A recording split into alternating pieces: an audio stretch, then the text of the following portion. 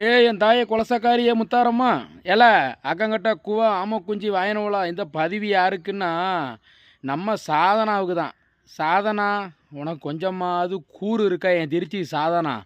ஆ நீயும் வீட்டுக்காரரும் ரெண்டு சின்னத்தோர மாமாவும் நீயும் வண்டியில் காரில் போனில எத்தனை சத்தம் போடுதேன் கூப்பிட்டுக்கிட்டே இருக்க ஏ சாதனா ஏ சின்னத்தர மாமையன்னு சொல்லி கூப்பிட்டுக்கிட்டே இருக்கனே உனக்கு கொஞ்சமாவது கூறு இருக்கா? காது அவிஞ்சு போச்சா எப்படி? ஆ அவர் வண்டியாக ஓட்டுதாரு உன் வீட்டுக்காரரு. ஏ சாதனா லெஃப்ட்டில் இண்டிகேட்டரை போட்டுட்டு ரைட்டில் வளைச்சிக்கிட்டு போகிறாரு வண்டியை. ரைட்டில் இண்டிகேட்டரை போட்டுட்டு லெஃப்ட்டில் வளைச்சிக்கிட்டு போகிறாரு. இவர் லைசன்ஸாக வாங்கி வண்டி ஓட்டுதாரா எப்படி? இவர் எழுப்போடு கிழுப்போட ஓட்டுதாரா எப்படி? இவரை நம்பி எப்படி தான் இந்த வண்டியில் போறியோ எனக்கும் தெரியல ஆத்தா. போய் எங்கேயும் சின்ன பணமாக சீரழிஞ்சிடாத. இவர் கூட போய் உனக்கு காது அவிஞ்சு போச்சு அப்படி தானே? எத்தனை வாட்டியை சாதனா சாதனா சாதனா பைக்கில் கத்திக்கிட்டே வரான் பின்னாடி. எனக்கு என்னத்தை சொல்லணும்னு உனக்கு தெரியல பார்த்துக்கோ. எனக்கு ரொம்ப கோவம் வருது சாதனா.